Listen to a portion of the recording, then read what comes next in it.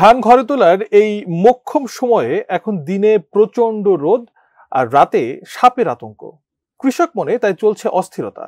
ধানের জন্য প্রয়োজন শুষ্ক ও রৌদ্রকোজ্জ্বল আবহাওয়া, কিন্তু চলমান অতি তীব্র তাপপ্রবাহের কারণে এবার কৃষকদের মাঝে বাড়ছে হিট স্ট্রোকের মতো স্বাস্থ্য ঝুঁকি।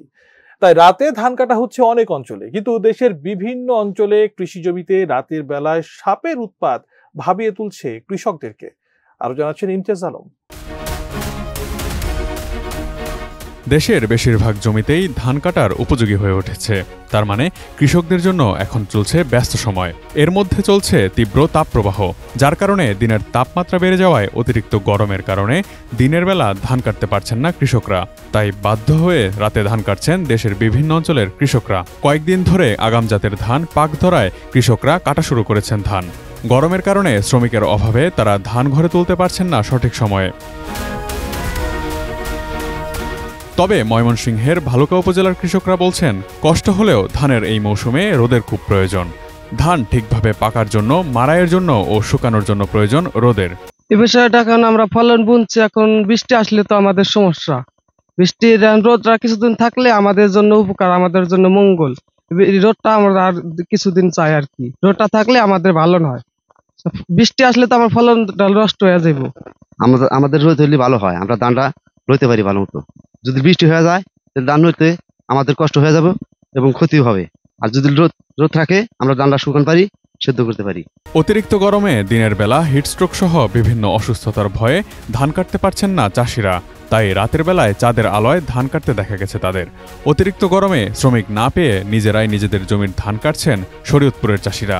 কিন্তু রাতে ধান কাটতে গিয়েও স্বস্তিতে নেই কৃষক মজুররা, কারণ রাতে থাকে সাপের আতঙ্ক। তীব্র গরমে মানুষের মধ্যেই যে কেবল হাঁসফাঁস অবস্থা তৈরি হয় তা নয়, একই অবস্থা তৈরি হয় সাপের ক্ষেত্রেও। দাবদাহে বিষাক্ত ও বিষধর সাপও সক্রিয় হয়ে ওঠে। দিনের বেলা খুব রৌদ্র, ধান কাটন যায় না, আবার রাত্রে হাফের লাগিয়া চলাফেরা করুন যায় না, ধান খেতে হাফ বয়ে থাকে। দিনের বেলা তো গরম লাগে, ধান হাঁটতে পারি না। রাত্রের বেলা ঠান্ডা থাকে, সাফেলে তো ধান হাঁটন যায় না, খুব কষ্টে আছি আমরা। দিনের বেলা খুব রৌদ্র লেকাম কাজ করুন জানা, রাত্রে খুব হাফ বাইরন জানা, চলন ফেরা করুন জানা, খুব কষ্ট আছি আমরা। ধান খেতে সপ্তাহে চলাফেরা খুব বিরাট গরম। সানবিট সব দিবে সামাল। সানবিট ম্যাজিক প্রেস ডিশওয়াশিং এর মাথা ঘোরানো সলিউশন। যুক্তরাষ্ট্রের Texas department of parks and wild life বলছে, সাপ হচ্ছে ঠান্ডা রক্তের প্রাণী। সাপ তীব্র ঠান্ডা সহ্য করতে পারে না, তখন তারা হাইবারনেশনে চলে যায় গর্তের ভেতরে। অন্যদিকে তীব্র গরমও এড়িয়ে চলে সাপ। তাপমাত্রা যখন তীব্র হয় তখন সাপ খুব ভোরে, সন্ধ্যায় এবং রাতে চলাচল করে, তখন তারা খাবারের জন্য সক্রিয় হয়। গবেষকরা বলছেন, অতিরিক্ত গরমের সময় সাপ ছায়া, অন্ধকার, আর্দ্রতা ও খাবার খোঁজে।